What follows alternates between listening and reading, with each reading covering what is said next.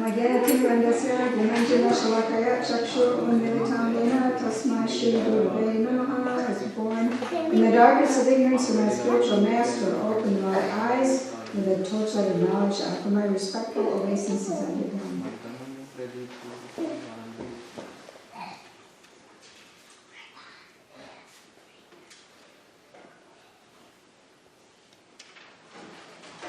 Okay, I've been reading from Bhagavad Gita today, from the 18th chapter, text 6. This is 68.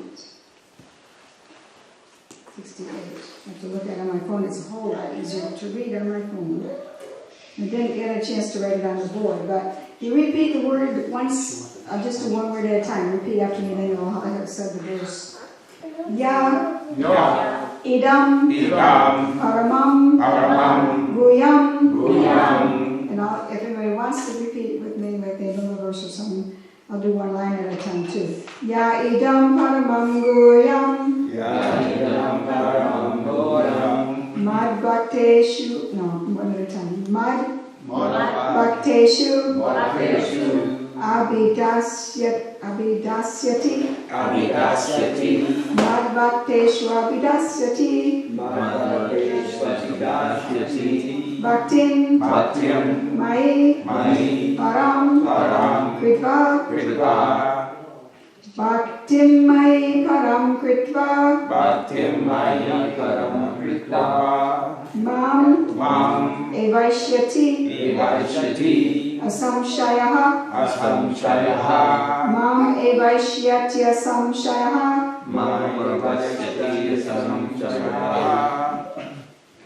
The word meanings. Yaha. Anyone who.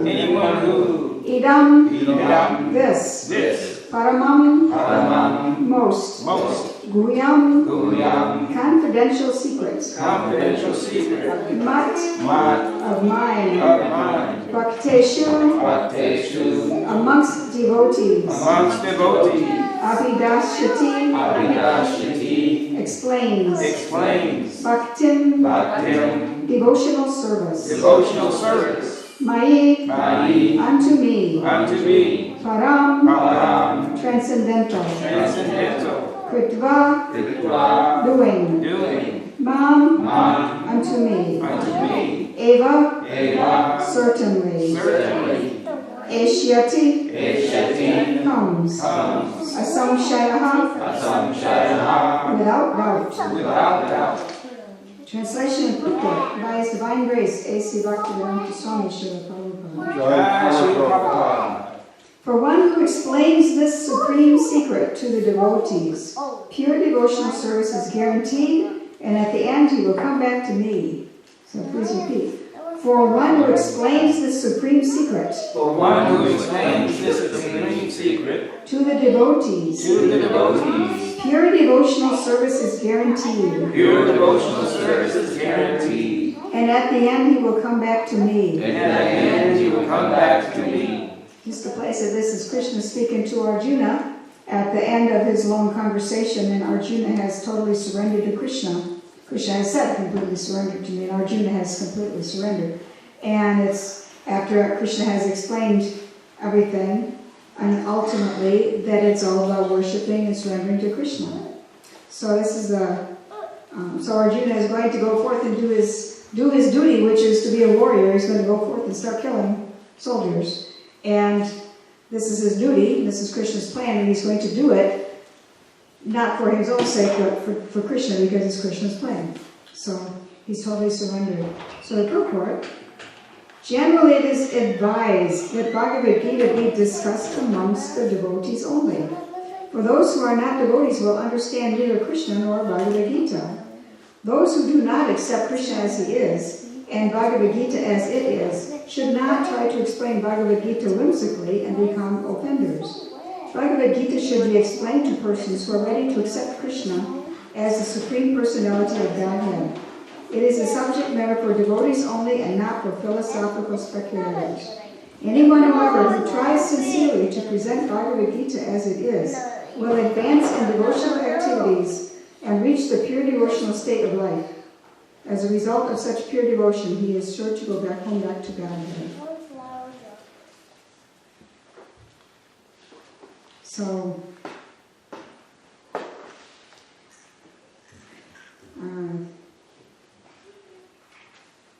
what is this confidential knowledge? So we can't understand what this confidential knowledge is unless we're some kind of devotee. So usually this is, even when we preach the Bhagavad Gita to brand new people, we will do something to engage them a little bit, and they will become attracted, and in our heart there will be just that much devotees. So we have prasadam distribution, we have attractive paintings, we have beautiful attractive deities, we have the beautiful singing and dancing, and so whoever is willing to take part in this or feels a little attracted can be counted as a devotee, and then we can start explaining Bhagavad Gita. We can't explain Bhagavad Gita to somebody who just wants to criticize us, or just wants to follow their own religion and consider us, wrong or something, or just not worship God at all. We don't start explaining Bhagavad Gita to them. But those who are a little bit attracted, we're happy to explain. Or even when we're distributing books out in the street, if we can attract somebody to the book, that's counted. Then they're a little bit of a devotee, we can explain a little bit to them. So what is this confidential knowledge, this most confidential knowledge? That's what I want to talk about. There's 3 words in Sanskrit in the Bhagavad Gita, but somehow those 3 words come out to 2 things. In Prabhupada's presentation, he has clearly presented in such that there are 2 ways. There's Guyam and Guyataram and Guyatamam. Guyam means secret. Guyataram means more secret, and Guyatamam means most secret. Those words occur, and they're very specific. However, the Guyataram, more secret, is just leading to the most secret. So in Prabhupada's presentation, there's confidential knowledge, which is like that we're not this body. Everybody doesn't automatically know that. It's not so secret, but everybody doesn't automatically know. So it's confidential knowledge. We may have to learn it from somebody. Might be able to figure it out a little bit ourselves, but to really understand it, somebody who knows has to explain that we are eternal spirit souls. We're not this body. And a little bit more to know about it that we don't know by ourselves is that we have an eternal constitutional position in the spiritual world. We came from there. We're going to go back to it. We're somebody up there. We're somebody specific. Each one of us is somebody specific in the eternal spiritual world. And that specific person is totally in love with Krishna and loving Krishna. What are we doing here then? Well, we got an idea to be like Krishna instead of loving Krishna. Instead of, Krishna is so wonderful, instead of serving him, maybe I'd like to be him. We got this idea. All of us did. Except for the pure devotees come down to preach to us. Somehow we got that idea. So here we are, we get to try to be Krishna. And we're fighting over who gets to be Krishna, right? Who gets to be on top. And that's what the whole material world is. Fighting over who gets to be Krishna. So anyway, that's what we're doing here. But this knowledge that's so important is to know that we are eternal spirit souls. We are pure souls. Covered up in a body, covered up in a bodily identification, but we are eternally pure souls. Spirit. And our eternal relationship is with Krishna. We may be looking for that happy relationship in all the romances and everything, but we are actually looking for Krishna. We don't know it. So, because that's the person we are meant to love. And so, the most confidential secret is that we should love Krishna. And it seems like, is that it? Because this is how Prabhupada presented it. The more you understand it, the more amazing it is that Prabhupada has presented to the masses. He has found ways to present this most confidential secret to modern masses of people, such that people who already understand that, okay, Krishna is God and he's beautiful and we're supposed to love him. And they read the Bhagavad Gita and they think, well, what's the most confidential knowledge? Well, they already have it. They already have it. The most confidential knowledge is that we are to love Krishna, to surrender to Krishna, to worship Krishna. It's all throughout the Bhagavad Gita. Come at from all different angles and all different levels. And you can see where Arjuna has been put into ignorance. Arjuna is a great pure devotee, eternal pure devotee of Krishna. He accompanies Krishna in different ways, in different pastimes. So this pastime, this appearance of Krishna, Arjuna is his cousin, and is a warrior, and his best friend, same age friend. So that's Arjuna's current role to play. And of course he's all into it, because not being Krishna, he can't see everything. He can see what Krishna lets him see. So he's kind of covered a little bit with the Maya, that yoga Maya, the Krishna's illusion so that Arjuna can play in this pastime with Krishna. But he's put deeper into illusion, so he forgets whatever he knows. And he even apparently forgets that he's not the body. Because when he's facing this war, all of a sudden he's analyzing it like a morally good materialist would analyze it. Oh, so much bad is going to happen. So many people are going to die. There's going to be so much harm to society. This is terrible. I can't do this. And from a materialistic point of view, he made some really good arguments. However, Krishna doesn't look at things from a materialistic point of view. Krishna has a long-term vision. It's time for Kali Yuga to start. It was time for some karma to happen. It was time to lighten the burden on the earth of too many armies and too many demoniac kings, and sometimes they're called wizards or something, demons. Too many demoniac personalities, and time to take some people back to Godhead. So Krishna has a completely different viewpoint on it, and he wants Arjuna to play his role as a warrior and do some fighting and get glorified for his great fighting. So Arjuna takes basically the whole Bhagavad Gita to come to terms with this and accept what Krishna is saying. And as Krishna is speaking, he's clearing away the covering that he's put over. He probably himself put over Arjuna so that he could speak the Bhagavad Gita. And so gradually Arjuna is coming more clear. So there are, essentially, though there are 3 words, in Prabhupada's presentation there are 2 levels of confidential knowledge. And the middle one is just on the way to the highest one. So there's basic confidential knowledge to know that there's a spiritual reality.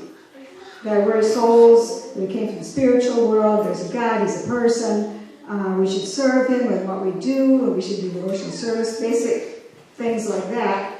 And there is that we should love Krishna.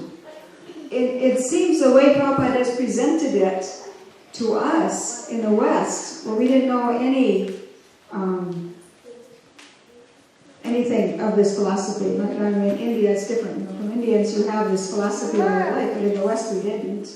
And so all of a sudden we get the topmost that we should love Krishna.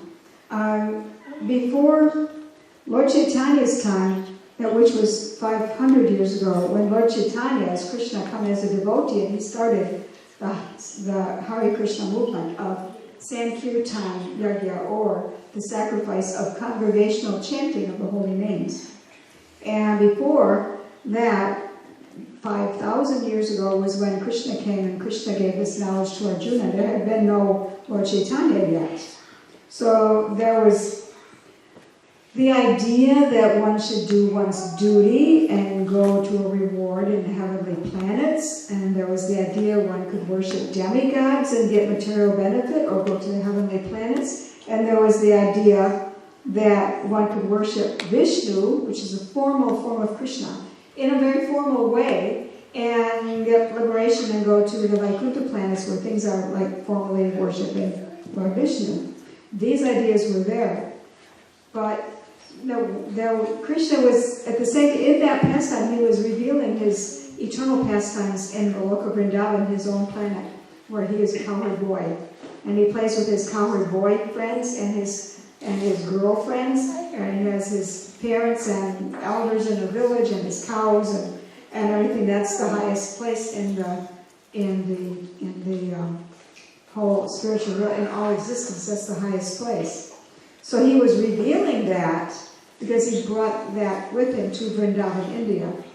It wasn't a standardized religion at that point, although in cycles, it's been before.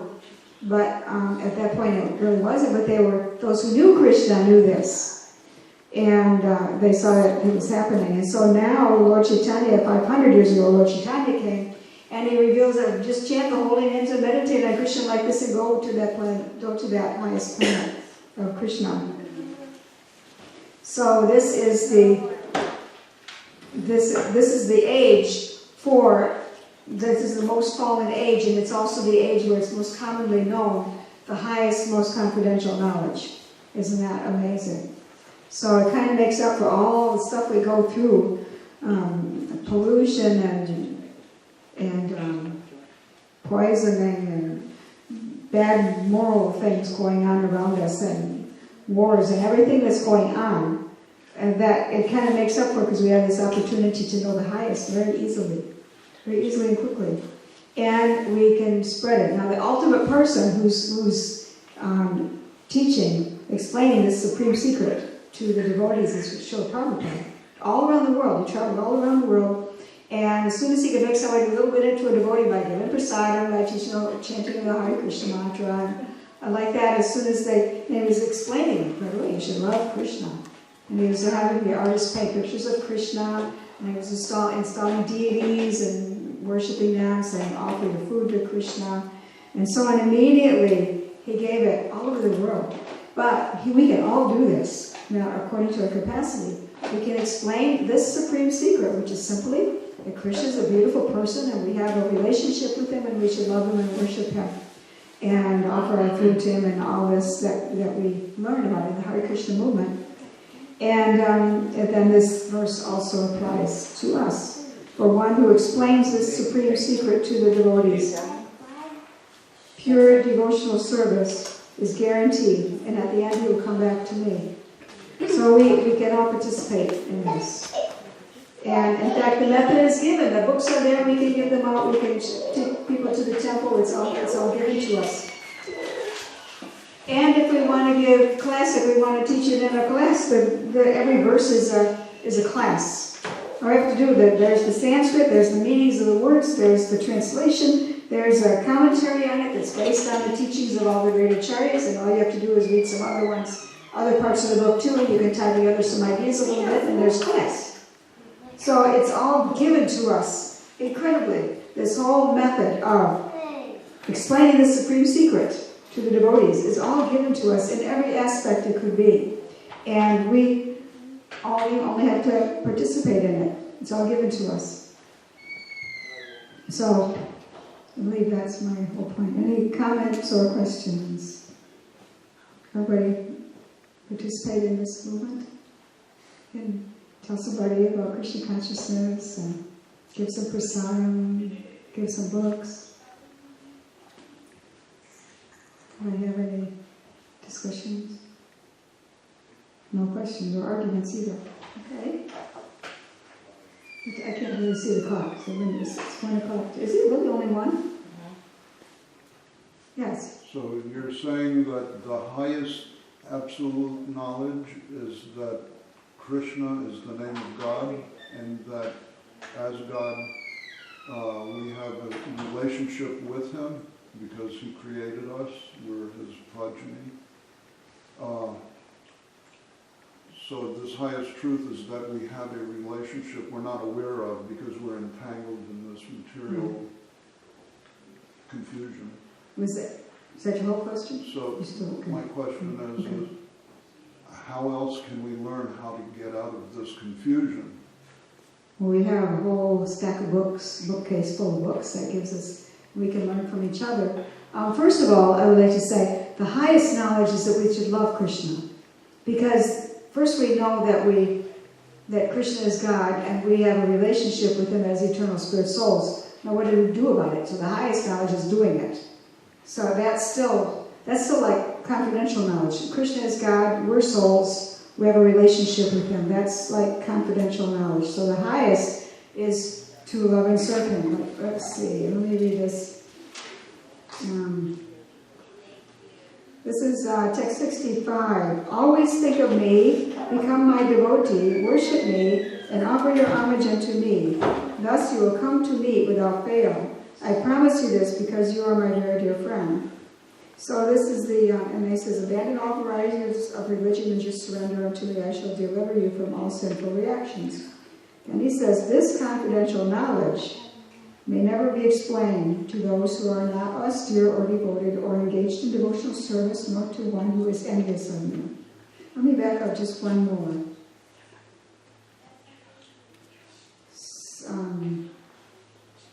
I'm going to read you 3 in a row. This is 61. The Supreme Lord is situated in everyone's heart, Lord Arjuna, and is directing the wanderings of all living entities, who are seated as on a machine made of the material energy. So that's kind of basic confidential knowledge.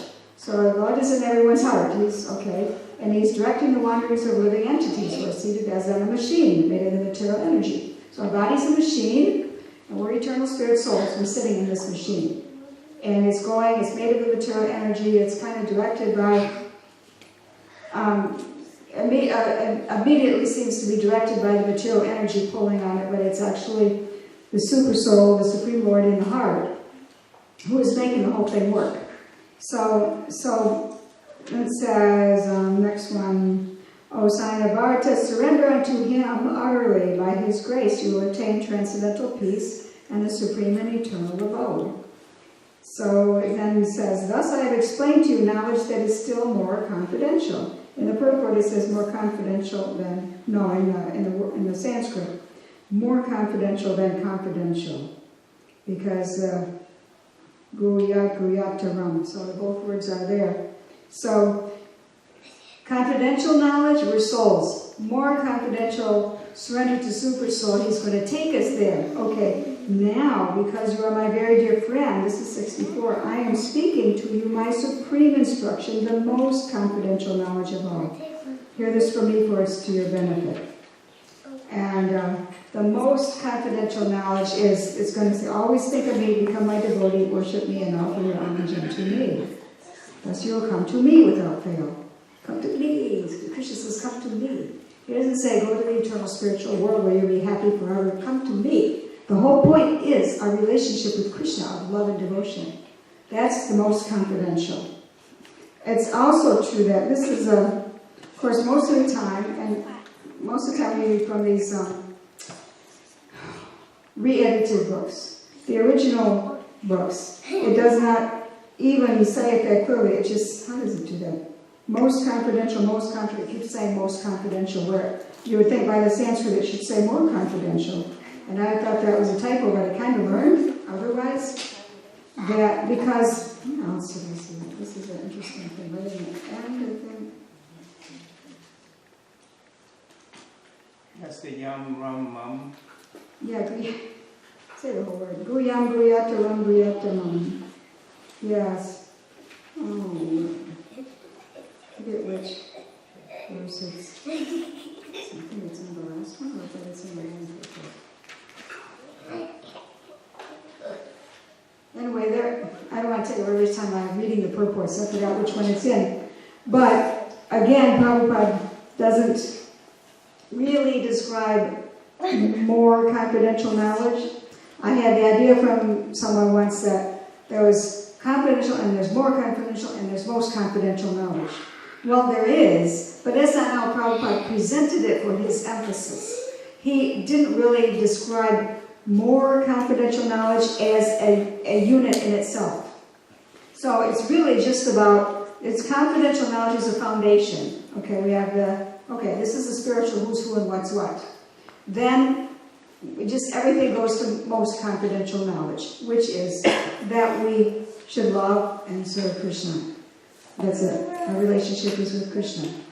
And everything else just serves that, just leads to that. So yeah, we have a word, that means more confidential knowledge. It means it's more than just this foundation, but it's on the way. It's really part of most confidential knowledge.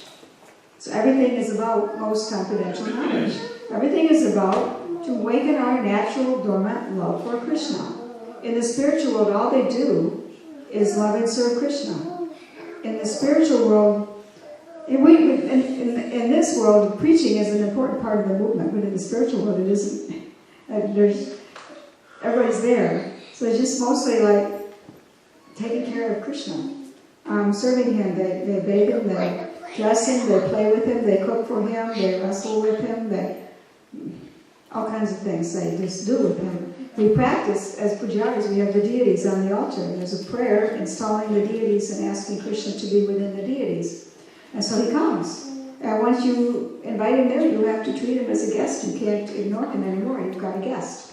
And you have to feed him every day, take care of him, bathe him, dress him. And this is practice. That's all they do in the spiritual world, and that's what they're happy doing. Everybody isn't doing the same kind of thing, but some will bathe him and dress him, some will play with him, some will cook for him, some will dance with him, all to please Krishna. And that is the highest knowledge. And so it's right there in the Bhagavad Gita and expanded upon later in the Srimad Bhagavatam and in the Nectar of Devotion. And we have many books that tell us what to do about it, how we can meditate on it. We can think about Krishna and his pastimes from Krishna book. We can learn from how to take care of the deities. We can learn from the guidance in the books how to live our lives. Our lives should be shaped so that we're thinking of Krishna, and so our daily life supports our thinking of Krishna. So this is how does that cover everything for? Yeah. Thank you very much. By the way, we might say created, but that only in the material world is there any creation whatsoever. And of course, Krishna created in form of Mahavishnu and delegated through Brahma. He creates in this material world. However, eternal spirit souls are not created. There's no beginning time. We always exist. There's no creation in the spiritual world. In the material world, there's creation. Kind of interesting concept. So, anything else? Thank you. Okay, it's time for prasadam. Okay, you get to go out and stare at them when there's the prasadam coming. This is a little early. Okay, thank you all very much. All grace to Srila Prabhupada. All grace to Madhava-priya.